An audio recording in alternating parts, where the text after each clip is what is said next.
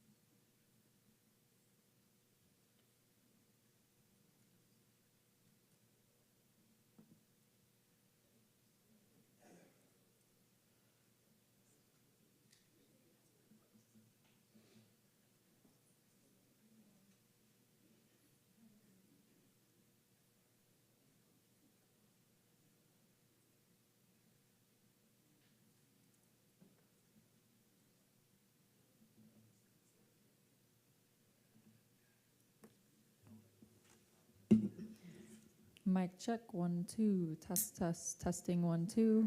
Mic check from the podium. Mic check, 1, 2, check, check, check. Doing a mic check. Testing, 1, 2, test, test. Mic check, 1, 2. Podium, mic check. Testing, 1, 2, test, test. Mic check, 1, 2. Podium, mic check.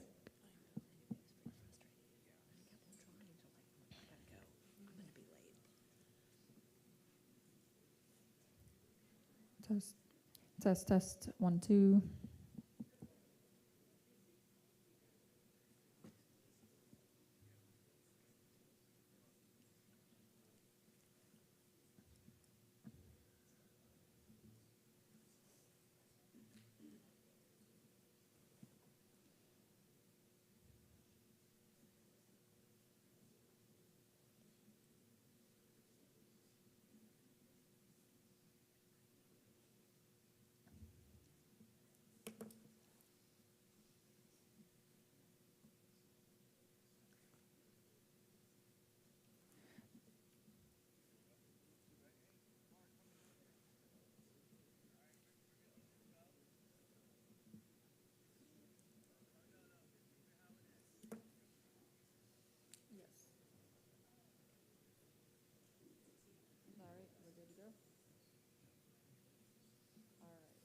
We're good to go. We're going to count you back in. 3, 2, 1. All right, we'll welcome back to the February 23rd, 2026 zoning hearing, master hearing. We are back from our technical difficulties, and I believe we were ready for the applicant for case number 26-0297. Good evening. If you could give us your name and address again. No problem. Good evening. My name is Eileen Rosario, 2504 and a half West Crest Avenue, Tampa, Florida, 33614. My client has a property located on the southeast corner of West Sly Avenue and North Himes Avenue. And what he would like to have, what we're trying to do today is to rezone the property from an RSC 9 to a proposed zoning of RMC 20 to be able to put 6 apartments for 1-bedroom and 2-bedroom apartments. There'll be 6 units on the property, and we haven't had no complaints from none of the neighbors. No one has called. Actually, I ended up getting a new client from it. She called in and she needed some work done on her property. So we haven't had no bad feeds at all in reference to building some apartments in that area, which are needed for the homelessness, of course. Okay. All right. Does that complete your presentation? Yes, ma'am. Perfect. Thank you so much. I have no questions at this time. If you could please sign in with the clerk's office. Thank you. Development Services. Michelle Heinrich, Development Services. Staff reviewed a request to rezone property from RSC 9 to RMC 20. The site is located at the southeast corner of Himes and Sly Avenues within the Res 20 future land use category. Property to the north is zone RMC 20, while properties to the west, east, and south are zone RSC 9. The site will comply with RMC 20 zoning district standards, which will address any possible incompatibility with adjacent zonings. Staff received no objections from reviewing agencies and recommends approval. I'm available if you have any questions. None at this time, but thank you so much. Planning Commission. Willa Mickey, Planning Commission staff. The subject property is located in the residential 20 future land use category, is in the urban service area, and not within the limits of a community plan. The Res 20 future land use category surrounds the site on all sides, with Office Commercial 20 located further west. There is also Residential 6 and Public Quasi-Public future land use categories located to the southeast. The 4 to 6 multifamily dwelling units being proposed for the site are within the density permitted for Res 20, and the site is surrounded on all sides by residential uses, including single-family homes, 2-family homes, with additional multifamily development located further east. Furthermore, the site is surrounded by the same future land use as the site itself. As such, the proposed rezoning maintains a compatible transition in density with the surrounding neighborhood. The site is also within a designated center and connection area. High-density residential projects defined as residential land use categories that are 9 acres or higher should be encouraged in these areas. Flu's policy 2.4.4 also provides that all new development or redevelopment within designated C&C areas should achieve a minimum density of 75% of the allowable density of the adopted future land use category. In this case, 75% of the allowable density would be 4 units, which aligns with the 4 to 6 dwelling units being proposed. The site is also within the Wellhead Resource Protection Area, Zone 2. The Environmental Services Division reviewed the proposed rezoning requests and provided comments, indicating that the applicant's request does not appear to be associated with any Wellhead Resource Protection Area Zone 2 prohibited or restricted activities. Based upon these considerations, Planning Commission staff finds the proposed rezoning consistent with the unincorporated Hillsborough County Comprehensive Plan. Thank you so much. Is there anyone in the audience or online that would like to speak in support? Anyone in favor? Seeing no one, anyone in opposition to this request? No one? All right. Ms. Heinrich, anything else? No, ma'am. All right. The applicant, you have the last word if you'd like it. I don't see you. Are you good? All right. Thank you so much.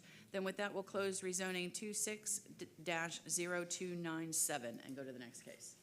Our next item is item D1, PD rezoning 24-0921. The applicant is requesting to rezone property from ASC1 to Plain Development. Sam Ball with Development Services will provide staff findings after the applicant's presentation. All right. Good evening.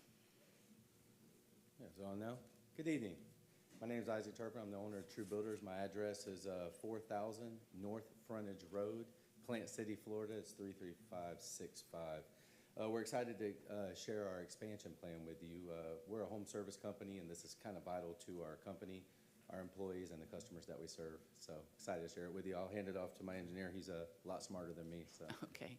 Thank you so much. If you could please sign in. Hopefully. Thank you. Good evening. Good evening. My name is Ryan Renardo. I'm a civil engineer with R Squared Engineering. Address is 10312 Bloomingdale Ave, Suite 108367, Riverview, Florida 33578.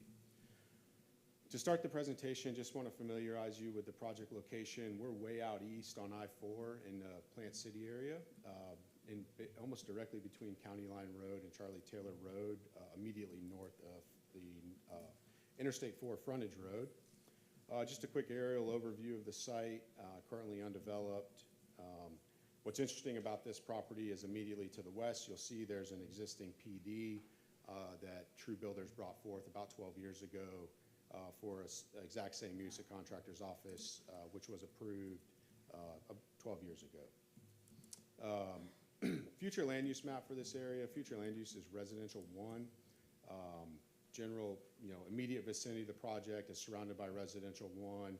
A little bit of a zoom out to include some of the areas within Plant City. You can see there's a lot of industrial, a little bit of commercial in this, overall regional area. Existing zoning is ASC1. We're surrounded on the east and the south by ASC1. Immediately west of the project site is that planned development from 2014, which is the current True Builders headquarters. North of the project site is also an RSC2 AS1 zoning. So our request before you today is to rezone the subject property from ASC1 to a planned development to allow a contractor's office without open storage with a maximum building area of 20,000 square feet. I won't run through all the development criteria, but important notes here is that the total site area is 2.45 acres. The maximum FAR, floor area ratio, under the Res 1 future land use is a 0.25. Our proposed 20,000 square feet works out to a proposed floor area ratio of 0.187. One important thing to point out, and you'll see why on the site plan here in just a minute, is the rear setback. We're proposing a 70-foot setback in the rear. That's to building and parking vehicle use areas. This request does have a couple variations associated with it, just due to the unique shape of the lot. We've only got 50 feet wide coming in off of the frontage road. So in order to fit the road, the sidewalks, and the buffers, we are requesting a reduced buffer on the west from a 20-foot type B to a 10-foot type B. And along the east side of our entry road, we're requesting a variation from a 10-foot type A to a 6-foot type A. And again, both of the variations are so we can fit the typical road section in there with the sidewalks, the curbs, the road, here's a site plan. Just a couple quick things I want to point out. In the rear of the plan, we've got that 70-foot setback. We also have the stormwater pond located in the rear of the property, which is immediately adjacent to the single-family residential homes to the north. Can I interrupt you for one Yes, second? ma'am. I apologize. I see from the monitors that you're showing, the site plan is being shown, but it's not being shown on my monitor. Oh. Yeah, which you would not know. So I'm Yeah. hoping someone in HTV would fix that. Yeah, that'd be very helpful. Yes. If we could go back to the, his display. Yes, now I see the site plan. Thank you so much. Go ahead, I apologize. Okay. Perfect, but are you good? Do we need to back up at all for No. you? Or okay. No, I thank got you. it. Thank you. So a couple of things just to point out I think are very important on the site plan. From a buffering perspective, we are aware that there's single-family residential immediately adjacent to this property. So to the north, we've got that 70-foot setback that we're proposing for building in vehicle use area. We're also putting the pond up there to provide that additional, that distance and, you know, to ensure it's basically open space that no development would take place there. That 70-foot, if you look where my cursor's going, it basically coincides with the southern edge of those single-family parcels to the west. So we're trying to be very sensitive with our buffering to make sure that we have no impact on those neighbors. Additionally, this is where I was indicating that the two variations we're requesting. We're requesting a 10-foot type B buffer along the western edge of our inbound drive aisle. And along the eastbound edge of our drive aisle, we're requesting a 6-foot type A buffer where a 10-foot type A would normally be required. What we are committing to on the site plan is to to incorporate a 6-foot tall white vinyl or solid vinyl fence along the immediately adjacent to that one single-family home that's located there. So it'll go north following our drive aisle, and it'll turn west following our property line along that residential parcel. So compatibility with surrounding area. This is always just a good reminder for me that compatibility does not indicate this exact same as, but rather refers to the sensitivity of our development relative to existing surrounding development. So just to familiarize you with this location, this area, to the north of our project site, which is outlined in red on this map, there is single-family homes that access off of Swindell Road. The closest home is about 210 feet away from our property line. Very thick vegetation, almost like a dense forest, if you will, between our property line and the rear of those homes.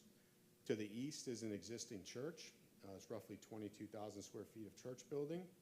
To the south, we've got the I-4 frontage road, which our site would be accessed from. Looking to the west, we've got that existing True Builders headquarters I mentioned that was approved under PD 14-0798. And then just a little further west, there's a huge cemetery. You've probably driven by it a million times. It's about 20 acres in size. And then tucked in the kind of the corner of our property, I call the southwestern portion of our property, there is an existing single-family home there, which we are trying to be sensitive to with our buffering and screening standards. So we've reviewed the comp plan, and we've got in our narrative a detailed breakdown of all the different policies that we believe we're consistent with. And they're listed here for the record. Policy 7.1, 16.1, 16.2, 16.3, 16.4, and 16.5. We do have a waiver request of the comprehensive plan policies. It's a request to the commercial locational criteria outlined in Objective 22 of the future land use element. This policy would require us to be within 660 feet of one of the two intersections where the frontage road would either tie into Charlie Taylor Road or to Swindell Road on the east. Looking at our project site relative to those intersections, we're roughly 2,750 feet and 2,650 feet. Let's just call it right in the middle of the two intersections. There are some exceptions to the comprehensive plan policies regarding the commercial locational criteria, one of which is 22.6B, which is exception for offices where You know, if it's proposed on a parcel that's unsuitable or undevelopable for residential development. You know, we've evaluated this site. We believe it's too small for a multifamily development at only 2.5 acres, and it's undesirable for a single-family home accessing directly off of an interstate highway system. Also, policy 22.7, neighborhood commercial activities that serve the daily needs of residents. You know, this is a proposed contractor's office. They do air conditioning, electrical, mechanical, plumbing, restoration services. They serve this area and the overall larger regional area. And then lastly, policy 22.8, that the Board of County Commissioners may grant a waiver to the intersection criteria if there's unique circumstances. We believe there's some unique circumstances on this site. Most notably is probably that the site fronts on the highway or interstate highway system directly off the frontage road. In order to get into the residential neighborhoods to the north, you know, you got to drive about a half a mile around the block and then down Swindell Boulevard to get to the first home. The surrounding area contains a mix of uses. It's not a consistent use pattern down the road. There's single-family homes, there's cemeteries, there's the existing contractor's office. And then just zooming out a little bit and looking at the quadrant or the intersection of County Line Road and the I-4 frontage, or the Interstate 4, the northeast and the southeast and the southwest are either fully built out as commercial industrial or are currently entitled for commercial industrial uses. So we believe this area is a commercial industrial quadrant of that major interchange. Again, the existing home to the north, about 210 feet away from the project boundary with heavy vegetation. And then again, to reiterate, we just don't believe it's ideal to have single-family homes that front directly onto a frontage road. So the intent with the commercial locational criteria is to prevent commercial developments from sprawling into established residential neighborhoods and to locate commercial developments at intersections to ensure adequate access. So when we look at this surrounding area, while we acknowledge that there's an established neighborhood to the north on Swindell Road, we don't believe as you're traveling along the frontage road that would be considered an established residential neighborhood. And secondly, the access with the frontage road getting us to the major interchanges at Charlie Taylor Road or County Line Road provide excellent access for this use where we're dispersing out to service calls on a daily basis. Neighborhood coordination, this was important to us. We sent out notices as required to the 500-foot radius. We didn't receive any support or opposition from those. I got one phone call and they thought we were calling about some big industrial project on the north side of Swindell Road, and when they found out that that was not us, they were very happy and had no comment on our project. We acknowledge that there's a church to the east and a single-family residential home immediately to the west. And so we had meetings with both of them. In fact, I went with Isaac to the church board meeting and we talked through our proposal. The church was agreeable with our proposal and subsequently signed an adjacent neighbor statement that they've got no objection to this use, and that's in the record of this application. Similarly, Isaac's had a long-standing relationship with the owner of the single-family home that's immediately southwest of us. He's met with them several times on the project, and they also agreed that they've got no objection to this application and signed the adjacent neighbor statement indicating such, and that is also in the record. So in closing, we respectfully request your recommendation of approval of this application, and both Isaac and myself are available. If you have any questions, we can answer for you. Okay, thank you so much. I did see the 2 letters of no objection in the file. I see this application has been around a while, and if you could just briefly tell me what happened. Yeah, absolutely. This has been a very challenging piece of property to deal with. We submitted, found out that it wasn't a legal lot of records, so then we had to take it through the certified parcel process. During that process, Isaac's company, being a restoration company, got blasted when the hurricanes came through the back-to-back in late 2024. Kind of further delayed us being able to get some of the work done that we needed to get done for the certified parcel application. And then FDOT got involved and they didn't want to give us access, and so we had to talk to the church again about shifting a driveway to meet driveway spacing. And just recently we were able to get a letter from DOT saying that they are agreeable with our proposed access solution where we're going to shift the church's driveway over and meet spacing with our new driveway. So there's a lot of little compounding problems for such a small project. Understood. All right, thank you so much. I don't think I have any other questions at this point, but thank you so much. If you could please sign in. Go ahead, Development Services. Good evening. Good evening, Sam Ball of Hillsborough County Development Services. The applicant is requesting to rezone approximately 2.45 acres from ASC1 to planned development to allow the property to be developed for a contractor's office without outdoor storage. The property is located along the I-4 service road, approximately half a mile west of North County Line Road. Development in the area includes a wide variety of uses, which include the 350-foot portion of I-4 to the south, single-family religious institution to the east, single-family residential to the north.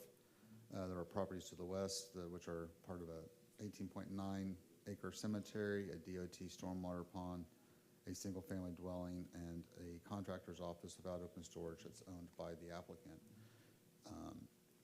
If this application is approved, development would be limited to 20,000 square feet of gross floor area to be used as the contractor's office without open storage. This would result in a 0.187 FAR. The application, staff finds that the application request to reduce the required buffer widths along the eastern boundary from a 10-foot with type A screening and a reduction, to reduce the 20-foot type B buffer to a 10-foot buffer would have minimal impact on the on these properties. The area where the buffer is next to the residential would be a driveway area, and then the church also submitted a letter of no objection. And then within that letter of no objection, they acknowledged that there's a variation request for the landscaping. So staff finds that those would have very minimal impact.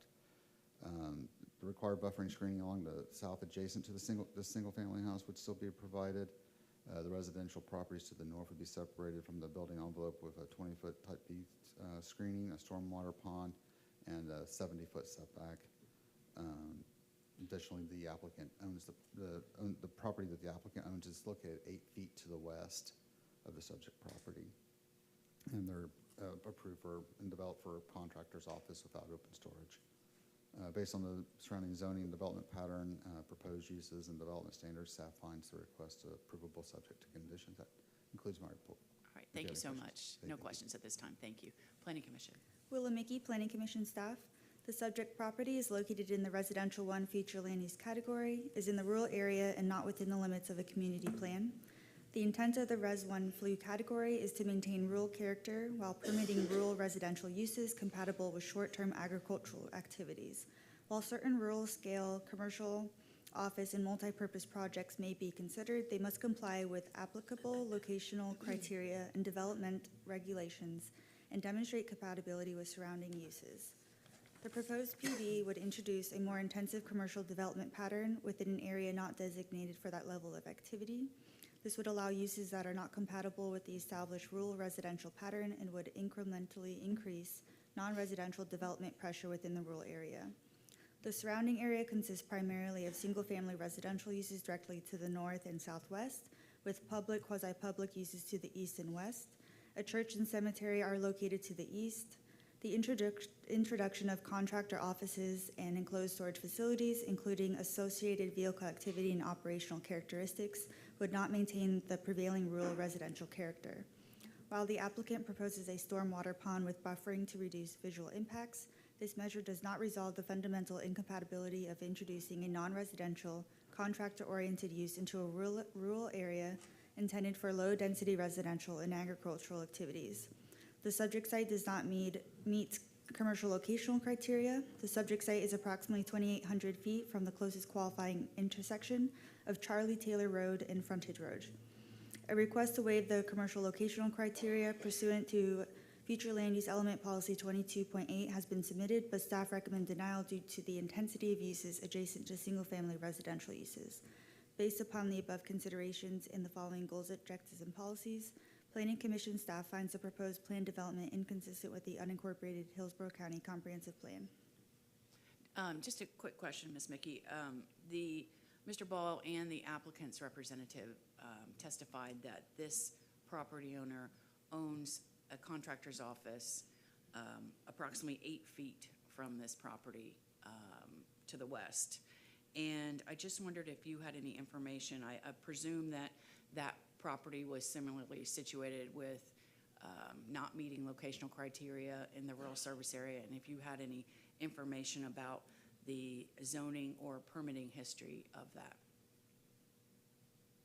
I can take a look real quick and get back to you. Perfect. I'll come back to you. Perfect. Thank you so much. All right, we'll call for anyone who would like to speak in support. Anyone in favor of this application? Seeing no one. Anyone in opposition to this request?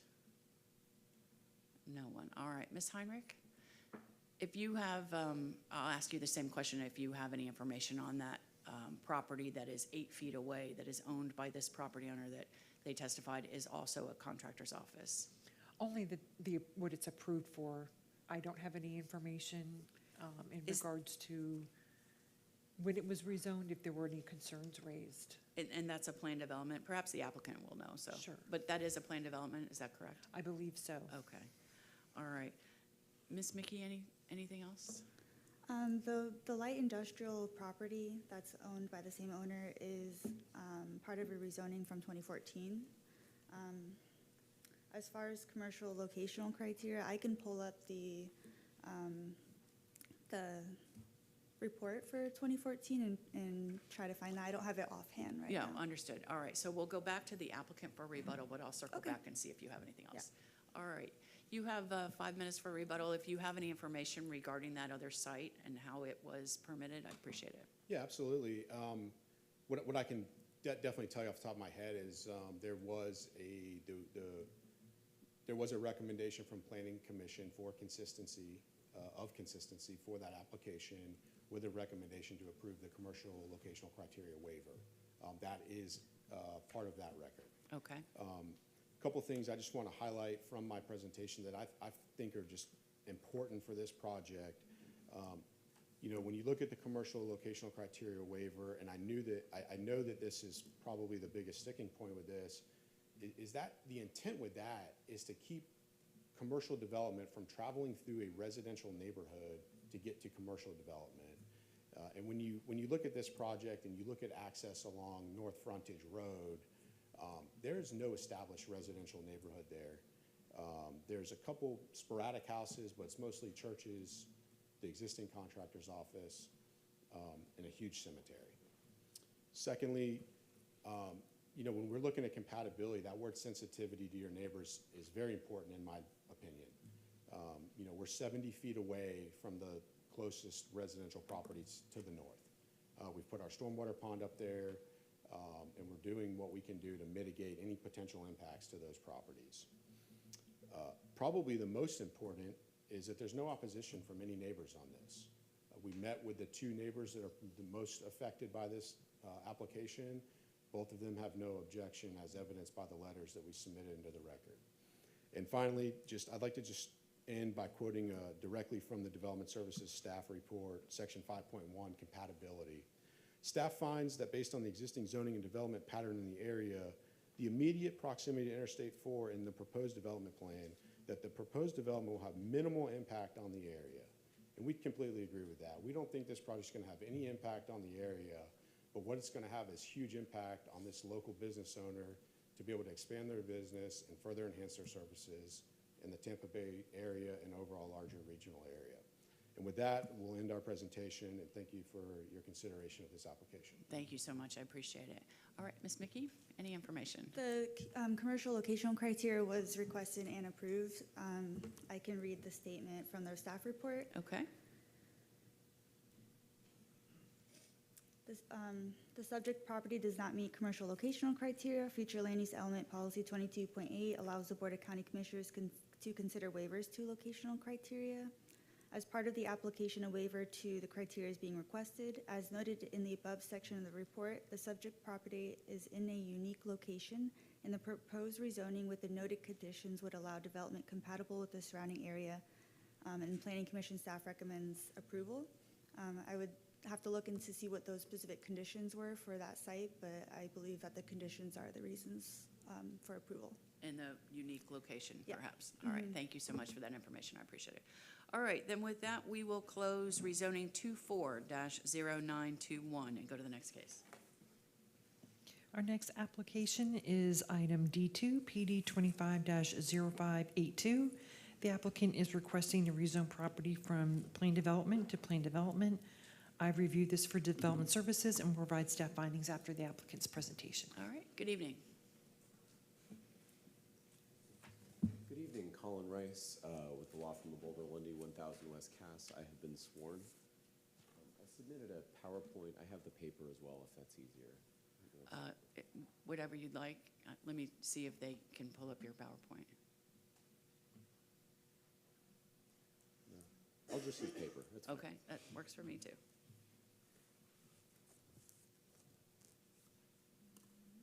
It's okay.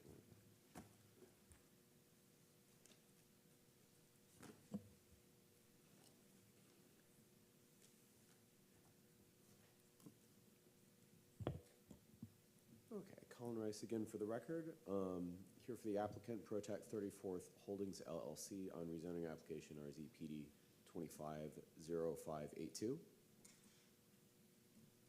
Specifically, the request is to rezone from PD to PD, allowing for contractor's office with and without open storage and warehouse, and I'll explain what that means in a second.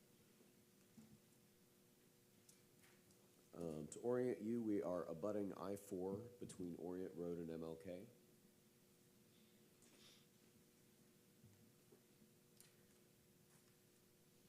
And then the future land use, actually, this should be gray. This was changed to light industrial plan, which I'll refer to as LIP, last year. It's surrounded by R6. To the south is Research Corporate Park, FDOT property, Penske Truck Rental, and this is a chemical supply company. So just your property is LIP now? Correct, just this one. Okay, thank you. And just to give you a sense of the zoning out here, again, we're directly abutting I-4, CI Chemical Supply Company, agricultural intensive, PD, RSC4. These are single family to the immediate east.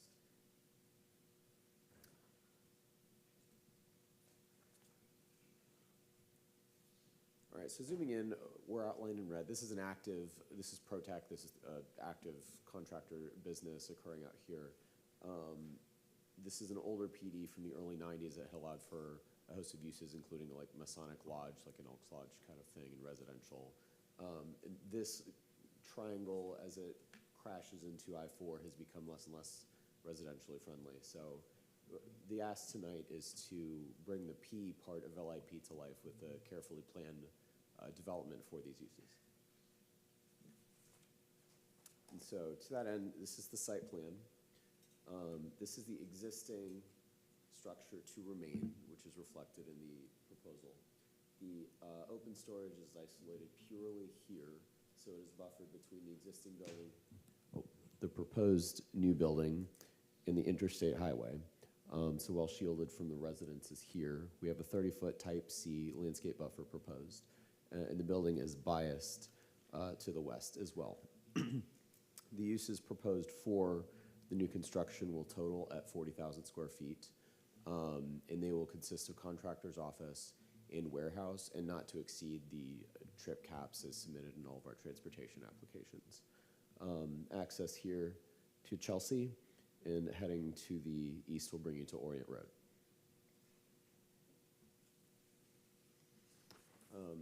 So again, we were successful with our future land use amendment last year. We're proud to have universal finding of support from Planning Commission, from reviewing staff. We want to thank staff for all of their patience and hard work with us, finding a good solution here. The transportation applications have been found approvable. And to date, we're not aware of any opposition to this project. So with that, I will conclude. Happy to answer any questions that you might have. Just a quick question as to what is the nature of the open storage? What are they storing?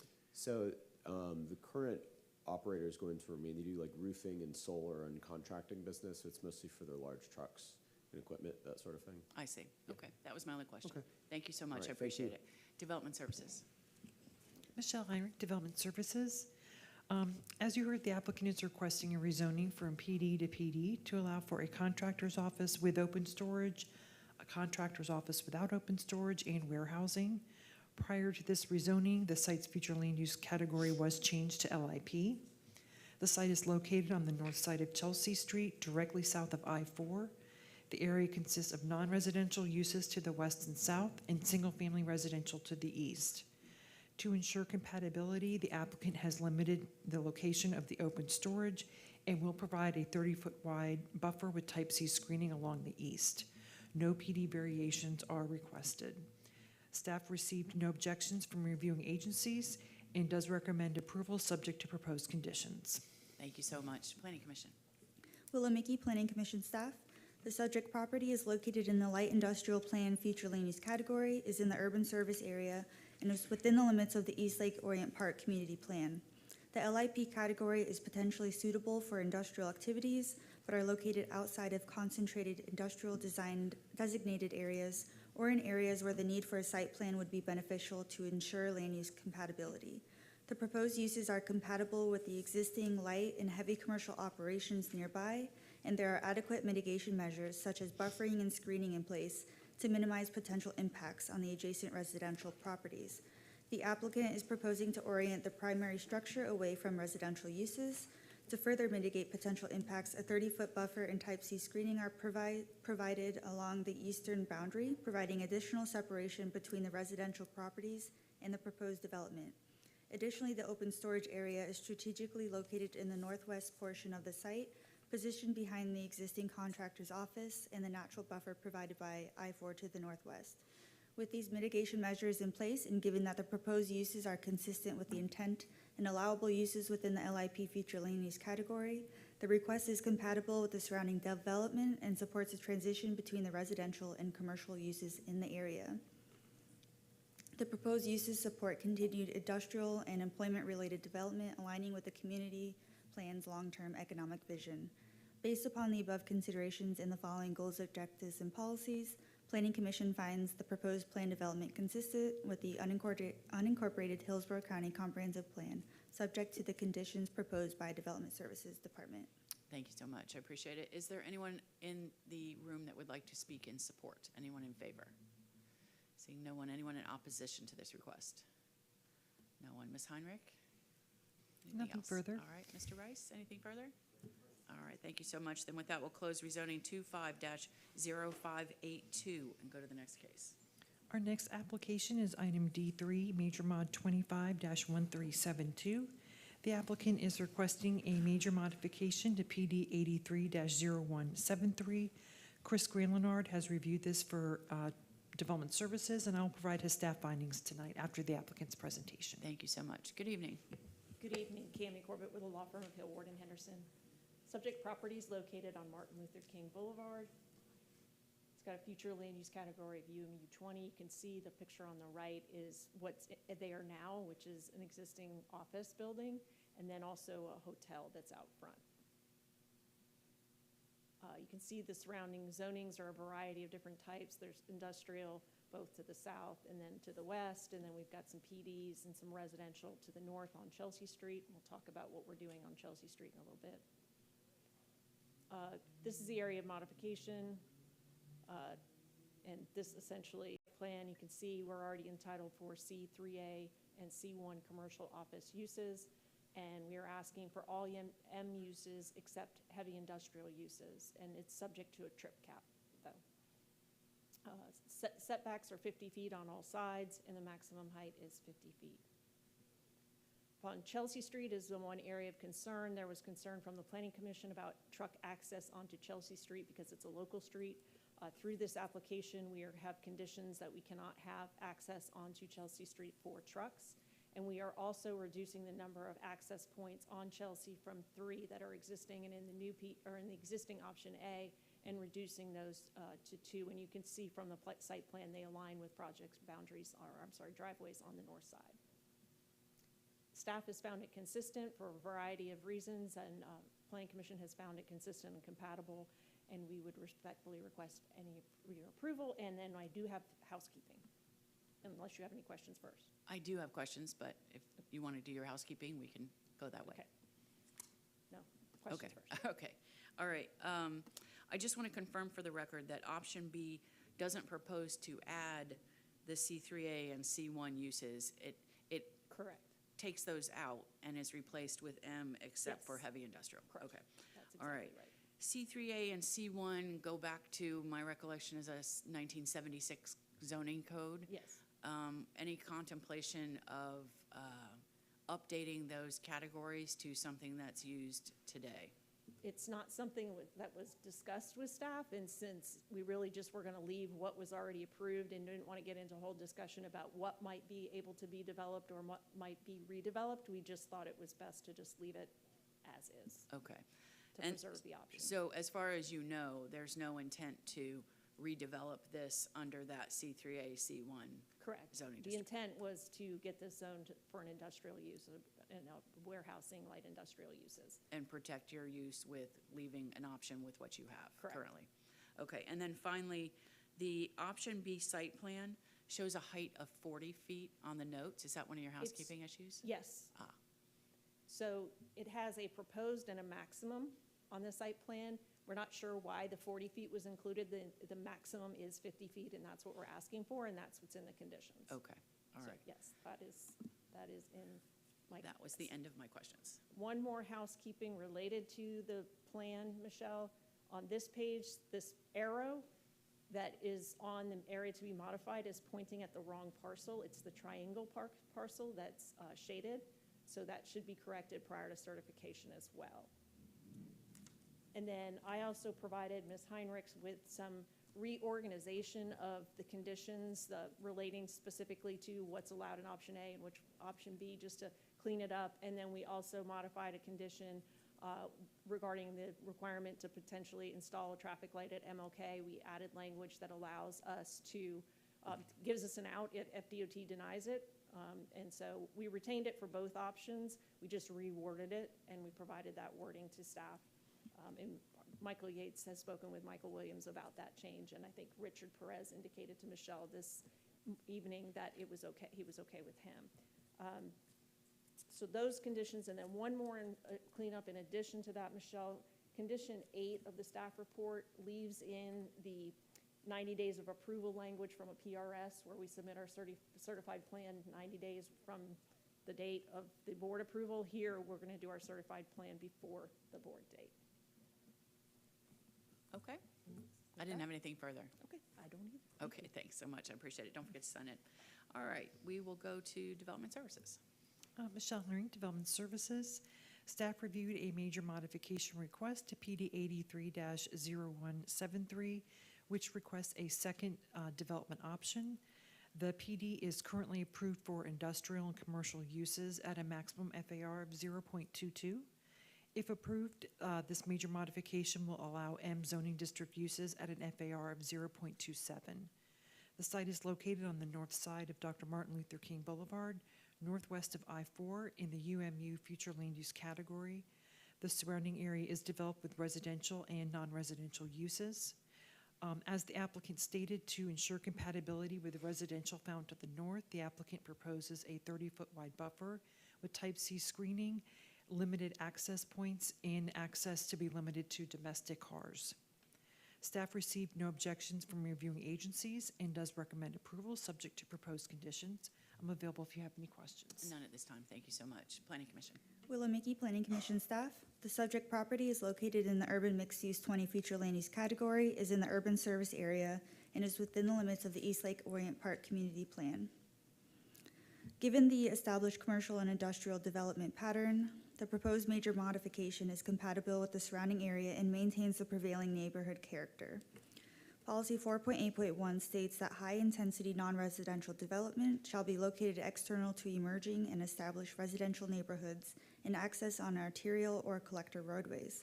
In accordance with this policy, the applicant has restricted truck access as stated in the conditions of approval to State Road 574, a state-designated principal arterial roadway, and has prohibited truck access from Chelsea Street, which is a local roadway. This access strategy directs heavy vehicle traffic away from adjacent residential areas and local streets, ensuring that the proposed high-intensity light industrial use is appropriately served by the higher capacity roadway network. Objective 3.2 and Policy 3.2.4 require that community plans throughout the county be consistent with the comprehensive plan. The East Lake Orient Park Community Plan's economic development goal seeks to provide opportunities for big business growth and job creation, supporting a diverse mix of employment uses and strengthening the local economy. The proposed major modification to allow light industrial use is consistent with this economic development, as it would support the expansion of employment-generated uses and strengthen the area's role as a regional employment hub. Based upon the above considerations and the following goals, objectives, and policies, Planning Commission staff finds the proposed major modification consistent with the unincorporated Hillsborough County Comprehensive Plan, subject to the conditions proposed by the Hillsborough County Development Services Department. Thank you so much. Is there anyone in the room that would like to speak in support? Anyone in favor? Seeing no one, anyone in opposition? No one. Ms. Heinrich? Nothing further, ma'am. Ms. Corbett, anything else? All right. Then with that, we'll close major modification 25-1372 and go to the next case. Our next application is item D4, PD rezoning 25-1382. The applicant is requesting to rezone property from RSC 6 to Plain Development. Tanya Chappella with Development Services will provide staff findings after the applicant's presentation. Good evening. Good evening. My name is Brentwood Townend on behalf of the Dance Center, 911 Bryan Road, Brandon, Florida, 33511. I'm here with my wife, Hannah Townend, to present her case before you all. Okay. So we are the Dance Center. We teach excellence of character through excellence in dance to students of all ages. The studio has existed for over 30 years in the Hillsborough County area. We teach ballet, jazz, tap, modern, and contemporary. And we moved into our current location at 911 Bryan Road shortly after Hurricane Milton flooded us out of our previous studio space on Bloomingdale. Here is just where we are location-wise on the map. The parcel is located at the intersection of Bryan Road, a 2-lane roadway, and East Lumsden Road, a 4-lane roadway. The area surrounding the property to the north, south, east, and west is zoned RSC6 and is developed with single-family homes, adult daycare, and a church. Across East Lumsden Road to the southwest is a corner property zone PD 130685, approved for professional services uses. Okay. I believe the staff has all the different technical things, so we just wanted to point out why we think this application should be approved. The rezoning application meets the objectives set forth in the Hillsborough County Comprehensive Plan, specifically Objective 1.4, which calls for the county to provide diverse recreational programming opportunities that reflect the community needs for all ages and abilities. The Dance Center, just by existing, meets that objective. We provide multi-level class offerings that serve varied age groups, and we are actively providing the type of diverse and community-responsive recreational programming envisioned by this objective. Objective 3.5, Policy 3.5.9 calls for the county to encourage lifelong opportunities for the arts for all county residents. I think it's pretty self-explanatory how a dance studio meets this, but our role in fulfilling this objective is twofold. So not only do we train dancers in the art of dance, but we also actively cultivate participation in the broader community. Our programs emphasize technical instruction and performance, but also arts appreciation, audience engagement, and support of other local artistic initiatives. Lastly, Objective 5.7 calls for a balanced, connected, and multimodal transportation system that promotes pedestrian, bicycle, and transit use in addition to vehicular travel. And the unique place of where this is located is in a residential area, and some of our students do come from that residential area and express thankfulness that they can walk to dance class instead of having to get in their car and drive to all these other different places. So I think those are why our application should be approved. Okay. Anything else? We also just wanted to kind of just present the broader scope of this. So the ultimate objective of this rezoning is to complete an interior build-out of non-impact partitioning walls. In our previous space, we had 2 studios, and the current space is it's just one giant room, and so we're really just focused on interior work that would allow for multiple studio spaces inside the property. And previous property history has shown that commercial purposes were allowed under the RSC 6 zoning, and we've included that here just for reference. And our goal here is really just to be as compliant as possible with the county regulations while still being able to move forward with what will help us grow our business in the way that we need to after the hurricane. And in conclusion, we are a family-owned small business that directly advances the county's objectives for lifelong arts access, diverse recreational programming, and walkable community-based services. We're proud to contribute to the cultural and civic vitality of our community. This is us at our recital in June of this past year, after the turbulent year that we had of renting out various spaces in the community, and we're committed to continue with what we believe in. So thank you for your time. Thank you, I appreciate it. Good evening, my name is Eric Blackwell. I'm the general contractor retained by the Townends for this project. I just wanted to go through a couple of key points here. From a construction standpoint, this is a true adaptive reuse. The scope is limited strictly to interior renovations. There's no expansion of the building footprint, no increase in height, no additional impervious surfaces, no modifications to existing access points, and the request authorizes use only. The physical site remains unchanged. I do believe that transportation staff did review the existing driveway configuration and determined that the administrative variance to be approvable, so contingent on the plan development approval. Certified traffic did go through it as well. The analysis confirms the proposed use generated 177 daily trips with county thresholds and not requiring a full transportation study. Importantly, the prior church assembly use produced concentrated peak traffic, whereas the proposed dance studio distributes traffic more evenly. From a compatibility and site impact standpoint, this project does not intensify the property. It reactivates an existing structure without expanding development or infrastructure demand. And again, like I said, from a construction and site impact perspective, this is a controlled, low-impact, adaptive reuse that maintains compatibility while activating an existing building, and we respectfully request approval. Thank you so much. I just had a quick question for either Mr. or Mrs. Townend.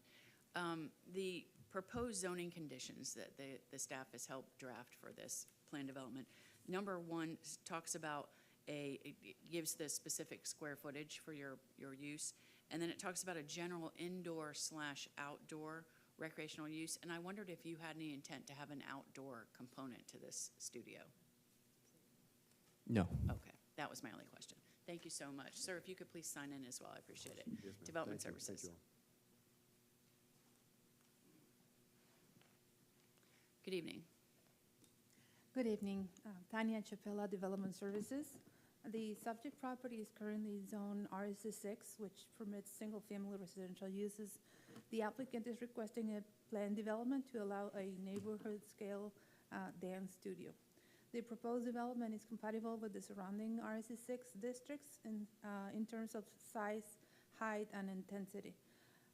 The structure is 1 story, approximately 18 feet in height, which is comparable to typical single-family homes permitted in this district. Proposed setbacks provide adequate separation from adjacent properties and maintain the established residential pattern. The project does not expand the existing building footprint or significantly modify the site layout. The only access change proposed is the removal of driveway access to Lumsden Road, and overall the physical character of the site remains substantially unchanged.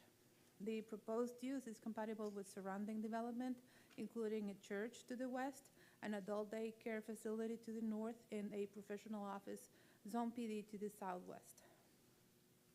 The dance studio is limited to a low-intensity neighborhood scale, which a minimal operational impacts. Additionally, the proposed FAR is below the maximum allowed under the Res 6 comprehensive plan category, and staff finds the requested variation supportable as the proposed buffering meets or exceeds minimum requirements in critical areas, preserves mature vegetation, and incorporates fencing to ensure effective screening and compatibility with adjacent properties.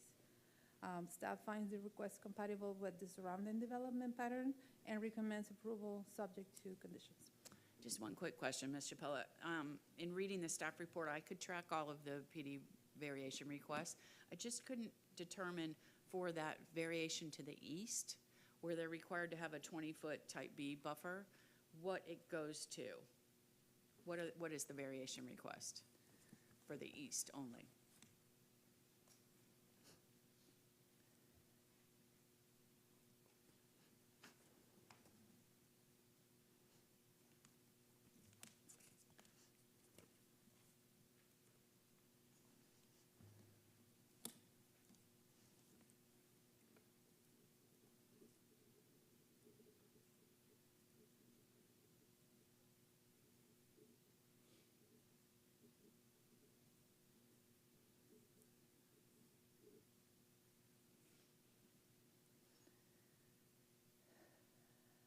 So the required buffering and screening is 20-foot wide buffer with a type B screening. So the change is on the screening because they're keeping the 20-foot buffer. Okay. But what they're trying to do is to keep the existing vegetation, which is not equal to the LDC requirement for the screening. For type B. Mm-hmm. And they're also going to have, so it's their existing vegetation plus the 6-foot PVC fence? Yes, it is correct. Okay, perfect. That's all I needed. Thank you very much. Planning Commission. Willamette Planning Commission staff. The subject property is located in the residential 6 future land use category, is in the urban service area, and within the limits of the Brandon Community Plan. The subject site is surrounded by residential future land use categories, specifically the residential 6 and residential 4 categories, with a mix of residential and commercial zoning districts. The current development pattern consists of residential uses with commercial uses oriented towards East Lumsden Road.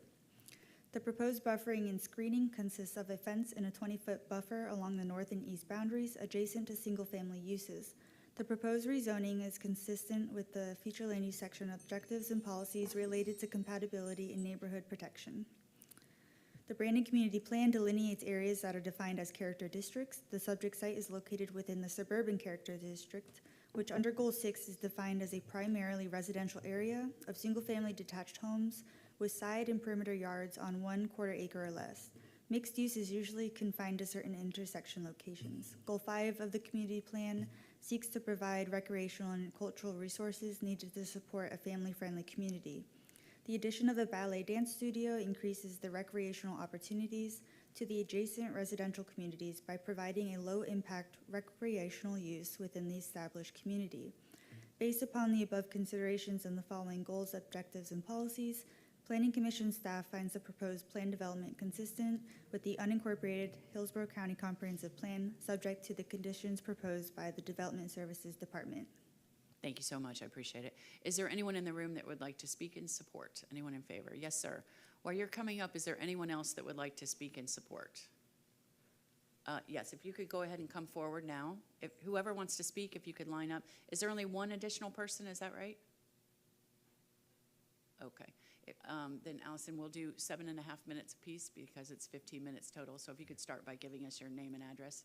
Nicholas Karras, 3723 Hollywood Drive, Valrico, Florida. My wife and my 2 daughters are students at the Dance Center, and I'm here to register my strong support for this proposed change. All right, thank you so much. Please sign in. Good evening. Good evening. My name is Jessica Benitez, and I live next door, 610 East Lumsden Road, Brandon, Florida, 33511. And my daughter's the one that attends there. She's the one that walks there. We walk her there almost every day.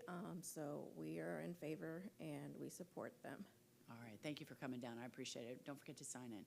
All right, seeing no one else in support, we'll ask for anyone who would like to speak in opposition. Seeing no one, Ms. Heinrich, anything further? No, ma'am. All right. Sir, you have the last word if you'd like it, but you don't have to take it. You're good. All right, thank you. Then with that, we'll close rezoning 25-1382 and go to the next case. Our next application is item D5, Major Mod 26-0216. The applicant is requesting a major modification to PD 13-0177. Jared Fullen with Development Services will provide staff findings after the applicant's presentation. And this is associated with a comprehensive plan amendment. So both the major modification and the comprehensive plan amendment will be heard together at the April 9th, 2026 public hearing, which is in this room beginning at 6 p.m. All right, is the applicant here? Good evening. Hi, good evening. Nicole McInnes, 2002 West Cleveland Street at Barbara Kramer Law Firm, here for the applicant. We are here today to request a major modification to an existing planned development project. The property is located in the Res 9 future land use category, and as staff mentioned, we are requesting a companion comp plan amendment to the Res 16 category. This property is located off of Waters Avenue in the Town and Country area.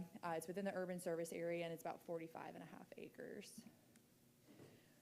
This property has a long history. It was originally developed back in 1970, and over the years it's been developed as mobile homes. It was later converted to an ALF facility in addition to the mobile homes. And then in 2020, when COVID happened, a lot of the ALF facilities did go under just based on the issues with the outbreak. And so when the ALF closed, the way the ALF density is calculated is different than a traditional mobile home or a multifamily project. And so we are here today to bring the property into compliance with how it's currently developed. The uses on the property are not going to change. They are going to remain exactly as they're built today. We're just looking to come into compliance. Here are some historical aerial photos from the property since it was originally developed back in 1970 all the way until about 2013. I'm going to turn over to David Smith for the remainder of the presentation. Okay, thank you so much. Please sign in. Good evening. Good evening, David Smith, 401 East Jackson Street, Director of Development and Zoning for Stearns Weaver Miller. I had Nicole leave this up because it gives you the snapshot over time, but if you stop on 2013, basically you go out there today, it looks exactly like it did in 2013 when it was rezoned. Existing future land use is Res 9. It's going to Res 16. Have support from the Planning Commission. They found it consistent during the public hearing. Zoning map PD. As you can see surrounding us, we have Res 4, single-family subdivisions, a PD that has a combination of single-family and multifamily, and then across the street also additional single-family development on Waters Avenue. So the use of the property, as Nicole indicated, we have 669 equivalent dwelling units. That's a combination of existing rental mobile homes and also existing modular rental units. Essentially, the ALF at the time split up these modular units, so you may have a mobile home lot that has a modular unit that has 3 or 4 or 5 bedroom single occupancy units, all have kitchens. They meet the definition of dwelling units. That's where the density issue came in when the ALF went out, and we've been working hard and so far successfully with staff on both the Planning Commission and Development Services staff to bring this into the 2026 standards. Again, we have residential amenity support uses were on the properties. You can see in the site plan, there's a parcel B and a parcel A. Parcel A is essentially the residential component of the development. Parcel B is the amenity and support use portion of the development, with the only potential exception is parcel B. Parcel B, we call it the pavilion building. The pavilion building was an ALF purpose-built building. So it needs to be repurposed to either to community and support use, or we have a provision in the conditions that allow it to be converted to traditional apartments based upon a 1.58 mobile home unit equivalency. So if you give up 1.58 equivalent residential dwelling units in mobile homes, you can create one residential dwelling unit. We figure that is the newest building on the property, and it would be a shame not to be able to utilize that for some for good purpose. Access points on the property, the current PD had 4 access points. We now have 2. Main access is to Waters Avenue. We have an emergency access, limited use access that is on the in the southwest corner of the property. It enters through a residential subdivision, but that's restricted again to emergency solid waste deliveries, very limited use on the property. So if I could get this to go over. Consistency with comprehensive plan. We're in the urban service area. We have central water and sewer. The Hart has service out in front of the property. Matter of fact, they're covered, full, amenitized bus stops. And we're on a connection. So in the center's connection policy is when you're going to increase density, it's encouraged to occur along these corridors, because these corridors are expected to be transit corridors and to redevelop.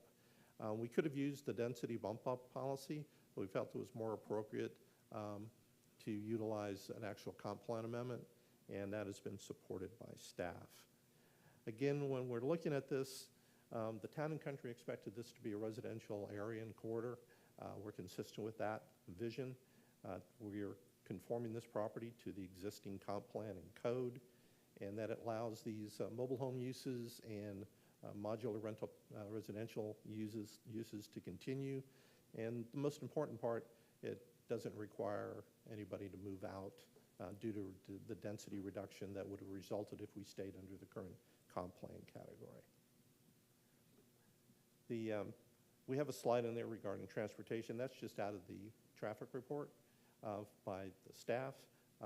But the reality is when you look at this, it's been operating at 669 equivalent dwelling units previously, and what we're proposing is basically to have it be the same.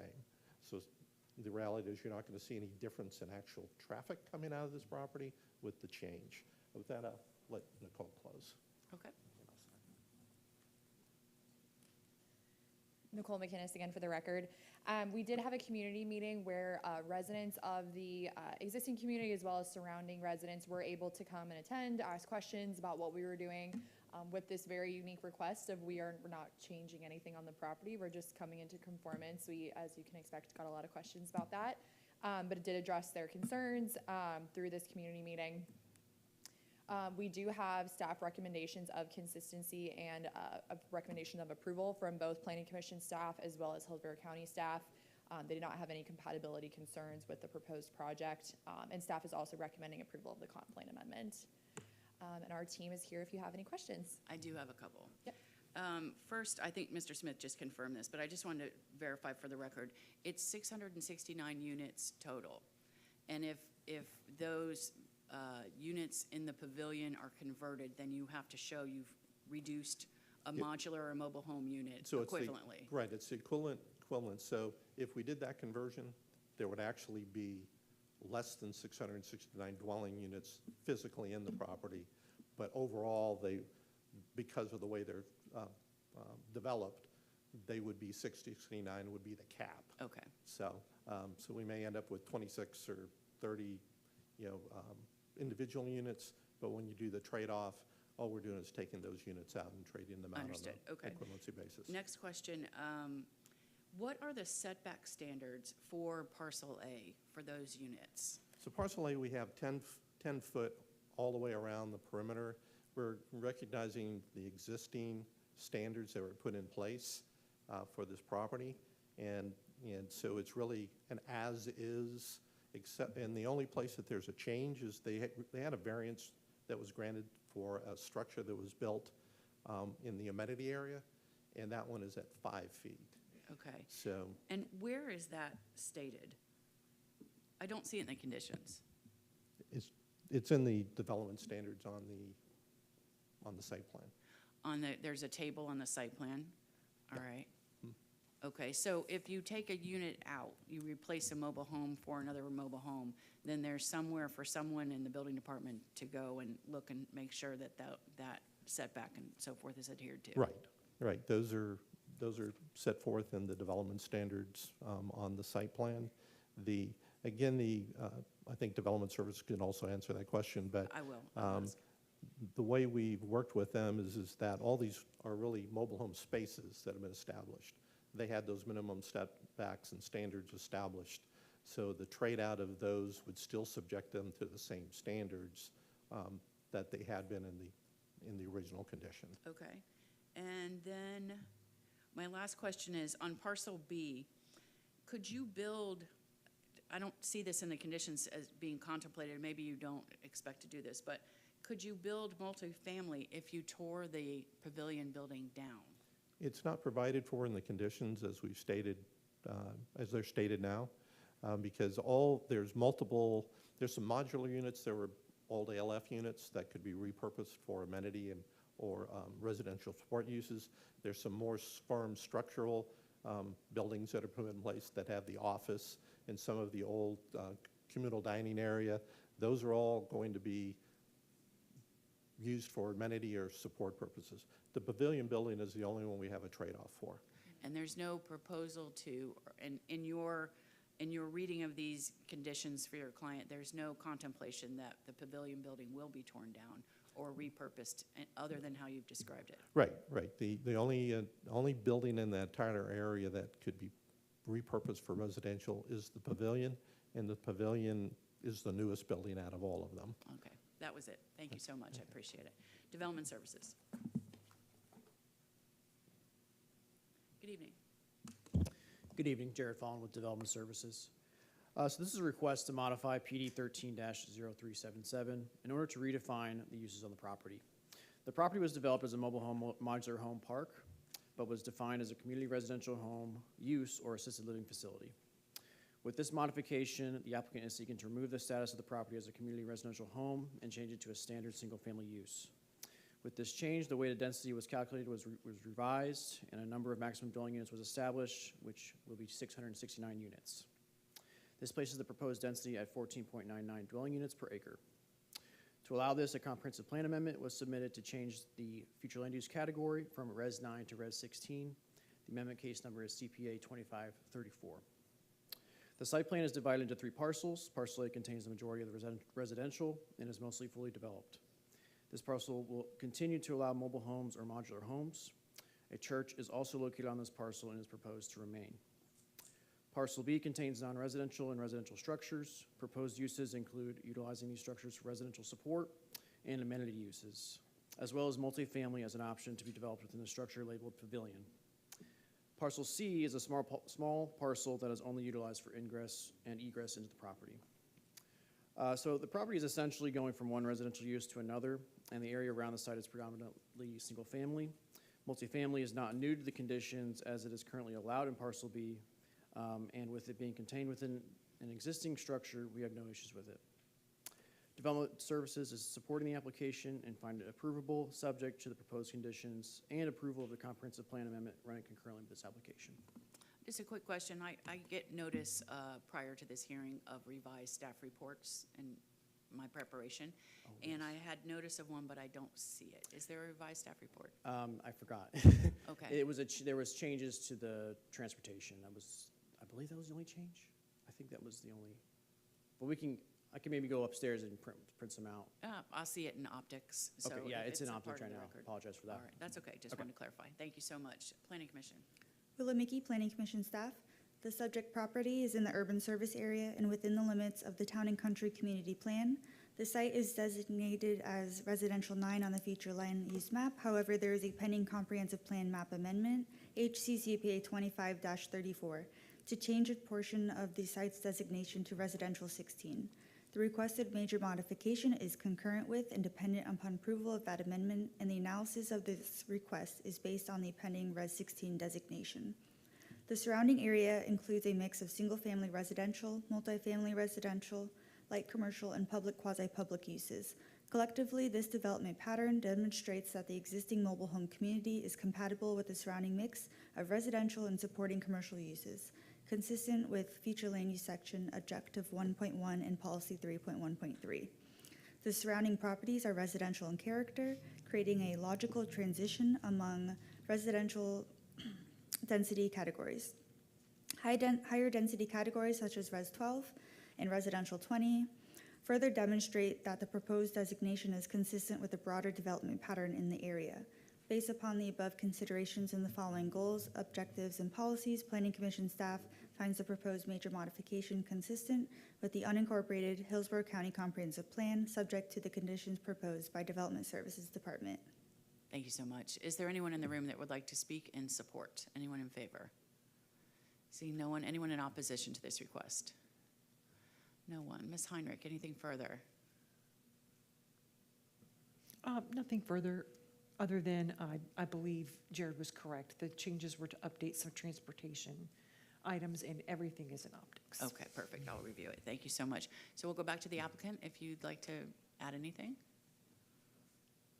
Nothing further. Thank you very much for your Thank time. you. Appreciate it. Then we'll close major modification 26-0216 and go to the last case. Our last item is item D6, PD rezoning 26-0220. The applicant is requesting to rezone property from AR AS1 PD 220692 and PD 970251 to plan development. Sam Ball with Development Services will present staff findings after the applicant's presentation. All right, is the applicant here? Okay. You're back to back. Okay, good evening. Nicole McInnes, Barbers Kramer Law Firm, 2002 West Cleveland Street, for the record. I'm here today on behalf of the applicant for a rezoning for 57 acres out in the East Lake Orient area. This property also has an interesting history. So the northern half of the parcel that you can see here was actually rezoned back in 2022 for industrial. This request is to add in the parcel to the south, and there's multiple parcels that are built in that block, added in to add additional warehouse uses on that property. So because of that property being zoned AS1, AR, and PD, it became a brand new PD with everything in it. The property is in the UMU 20 future land use category. It's bordered by 75 and Hillsborough Avenue. Here are the future land use maps and zoning for the property, as I mentioned, UMU 20, and then we're in scattered PD, AS1, and AR zoning districts. I'm going to turn it over to David Smith to talk about the existing project. Okay, Thanks. thank you. David Smith, 401 East Jackson Street, Development and Zoning Director for Stearns Weaver Miller. As Nicole introduced, this is essentially an expansion of an existing development currently under construction out there today. Was zoned in 2022. The access point is remaining the same. Essentially, there will be an access point off of 301. That access point will carry all the traffic from both pieces of the property. There's a companion vacation of right-of-way for Tanner Road in between the two parcels. That would prevent it from being a dead-end road, and also we're preventing traffic from this property from using Tanner Road for truck purposes. It's only going to be emergency access only. So essentially, we're renewing the Phase 1 approval for the PD, which is about 380,000 square feet, expanding it to add the additional properties identified, getting approval for a Phase 2 of an additional 380,000 square feet for a total of 760,000 maximum. The FAR obviously goes down when we add more land. When Tanner Road is vacated, but goes down from 0.31 to 0.30. Building heights are 45 feet, and as indicated, the access point is to Hillsborough Avenue. Already have had meetings with FDOT regarding signalization of the 301 access point. I keep on saying 301, and it's probably not 301, it's US 92. Sorry about that. Too many projects on 301 recently. Yeah. So that is well underway, and if you have any questions regarding that, Steve Henry's here to answer those questions. Here's the unified site plan. As you can see, it consolidates to two properties. It has access coming through from the main entrance, which we plan for signalization, through the existing site plan that's under construction, then access points across Old Tanner Road, and we have buffering and screening that protect the properties immediately to our west. similar to the fashion that Phase 1 was. It's almost identical. Any variations are only to the ability to use different materials in the buffering, but we meet the buffering requirements. Looking at the surrounding properties, essentially the properties that are being acquired now were almost everyone was related. As a matter of fact, I think almost everybody was probably related on all these properties at one point in time. So over time, the whole family has transitioned out of this area and provided an opportunity for the expansion of the economic development program we have here. The further you go south, then you connect up with the large office development to the south. So this is truly an economic development opportunity along I-75, taking advantage of its location. So here's the variations that have been requested. Again, Phase 1 already had these variations, but again, we're matching it with Phase 2. Masonry walls are required. We're requesting the PV cents to be permitted in lieu of the masonry wall. It's a spacing issue with the different grades on the property in order to accomplish that. Consistency with comp plan in the urban service area, we have central water and sewer. We're well under the maximum FAR. We're not required to meet the minimum 2 uses in UMU because it's a completely industrial project, so it meets one of the exceptions. And it's a desirable economic development project consistent with Goal 7 of the comprehensive plan. We're also consistent with the East Lake Orient Park Community Plan. And again, it focuses on providing business growth and jobs in these corridors, supports goals to create commercial mixed-use district along these major highways within the development, and also provides guidelines to perfect adjacent residential uses. If there's any questions on traffic generation, Steve Henry's here to answer any questions. But again, I think the important part of that is that we have had our meeting with FDOT. We are looking at already signalization. It meets the warrants, and Steve can answer specific questions on how that's going. Planning Commission staff found it consistent. Hillsborough County staff finds it approvable.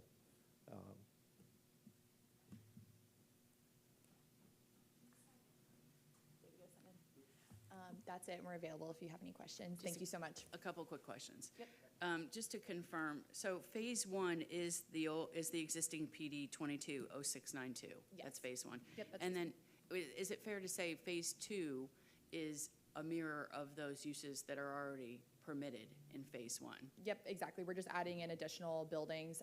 So it's 380,000 square feet that are approved in Phase 1. We're asking for another 380,000 in Phase 2, but the same types of uses that were approved in Phase 1. All right, and then I'll ask you this. I have had conversation with county staff about one of your PD variations prior to this hearing. I want to put it on the record that I called the county attorney's office to ask whether the variation you're asking for regarding the increase in the slope of the stormwater pond met a PD variation request.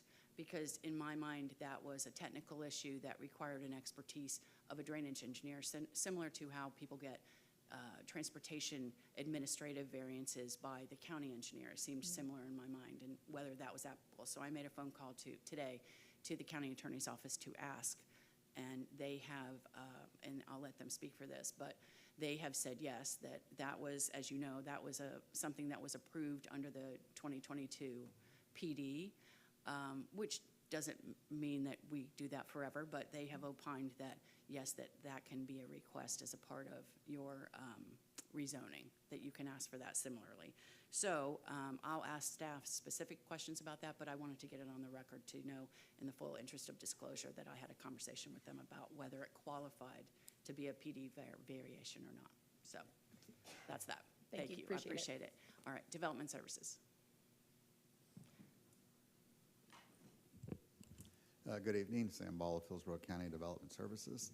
The applicant is requesting to rezone 57.85 acres from AR, AS1, and PD 220692 to planned development, which would accommodate the second phase of the approved development that's currently under construction for up to 380,000 square feet of warehousing, distribution, manufacturing, and processing uses.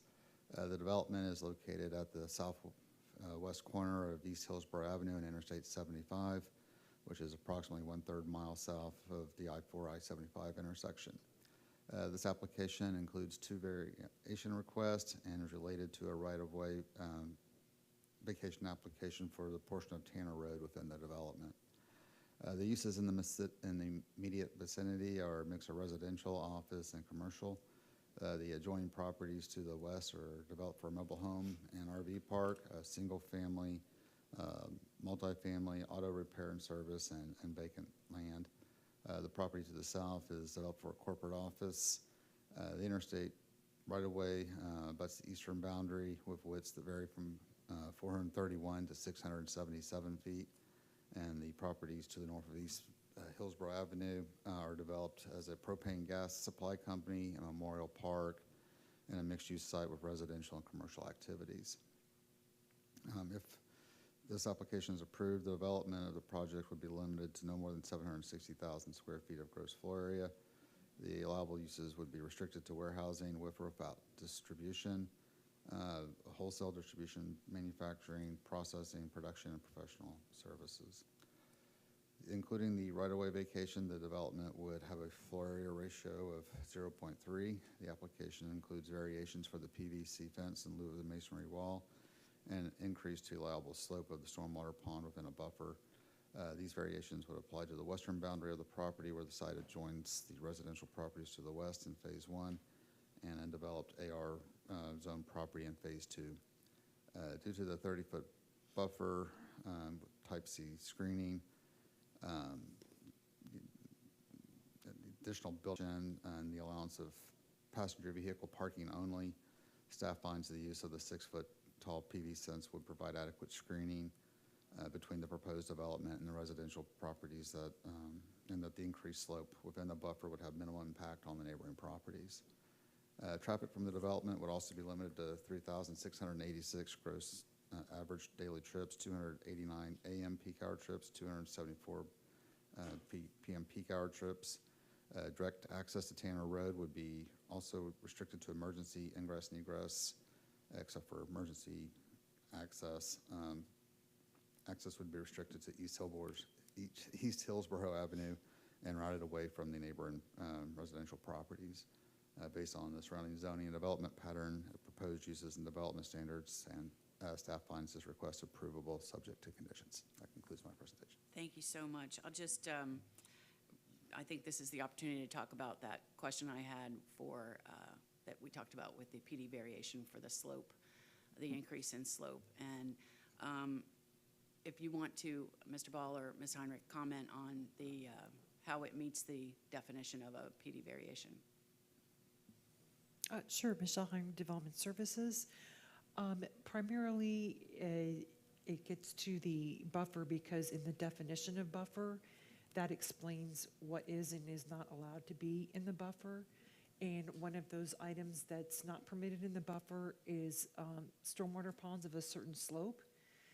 So if they are not of that slope, you can request a variation, or you could reduce the buffer width and take them out of the buffer altogether. In this instance, they opted to recognize the other slope that they intend to have there. And also, just to let you know, when those slopes, such as they're proposing, are present, our stormwater technical manual does require that they be surrounded by fencing for safety reasons. And those stormwater ponds, if this were to be approved, those stormwater ponds are approved by or reviewed by the county's stormwater technical staff. Yes. For safety and so forth, and not perhaps a function of this hearing. Correct. There is a more detailed professional review after the fact. Yes. Understood. All right, thank you. That's all I needed. Appreciate it. Planning Commission. Willamette Planning Commission staff. The subject property is located in the urban mixed-use 20 future land use category, is in the urban service area and within the limits of the East Lake Orient Park Community Plan. Surrounding the site, there are light industrial, residential, and commercial uses. Considered collectively, this mix of surrounding land uses establishes a development pattern that supports the proposed use, especially as it is located at the southwest corner of the intersection of East Hillsborough Avenue and I-75, where similar uses are found. The proposed plan development adheres to the compatibility criteria by complementing the surrounding development pattern and appropriately integrating with adjacent land uses by providing adequate buffering and screening. The southeastern portion of the site abuts a multifamily use. However, the proposed buildings are oriented to be along the stormwater and open space areas of the adjacent site, away from the existing residential buildings. Additionally, along the southern portion of the site, there are wetlands to be preserved, as well as stormwater areas to provide additional buffering between any residential uses. The economic development goal of the East Lake Orient Park Community Plan seeks to provide opportunities for business growth and jobs. The expansion of the previously approved plan development will increase the current economic opportunity on the site and create additional job opportunities within this area. Based upon the above considerations and the following goals, objectives, and policies, Planning Commission staff finds the proposed plan development consistent with the unincorporated Hillsborough County Comprehensive Plan, subject to the conditions proposed by the Development Services Department. Thank you so much. I appreciate it. Is there anyone in the audience that would like to speak in support? Anyone in favor? Seeing no one, anyone in opposition to this request? No one. All right, Ms. Heinrich, anything else? No, ma'am. And you did receive a revised staff report at the beginning of the meeting? Yes, Mr. Ball Okay. handed it to me, and if you just want to go over what the changes are, I think he mentioned they were for transportation purposes. I don't know if they were for transportation. I believe natural resources referenced a site development process that we were expanding. So if it's not preliminary, it could be construction. That's correct. It's condition 20. It was originally written to require, to count for the Grand Oaks at the preliminary plat or plan stage. And if they go straight to construction, then if they intend to go straight to construction, that could stop them from going straight to construction. They have to go through the platting preliminary plan process. All right. Thank you for that. I appreciate it. All right. So then that takes us to rebuttal. You all have the last word if you'd like it. No rebuttal, just to confirm the change that he was talking about was because if this goes straight to construction, it seemed like it was forcing us to go to preliminary rather than being able to go to straight. And so that's what the condition changed it. All right, understood. Thank you for that. Appreciate it. Then with that, we will close rezoning 26-0220 and adjourn the hearing. Thank you all for your time and testimony.